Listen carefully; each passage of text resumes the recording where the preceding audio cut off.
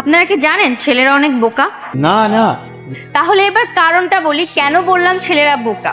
ছেলেরা সবার ভালো চায়, সবাইকে ভালো থাকা দেখতে চায়, এর জন্য দিনরাত পরিশ্রম করে। ছেলেরা চায় মা ভালো থাকুক, বউ ভালো থাকুক, বাচ্চা কাচ্চা মানুষের মতো মানুষ হোক, সব ইচ্ছা পূরণ করুক। আর এই জন্য দিনরাত এক করে ছেলেরা পরিশ্রম করে। আরেকটা কথা, যেই সংসারে পুরুষের থেকে নারীরা বেশি বোঝে সেই সংসার কখনো সুখের হয় না।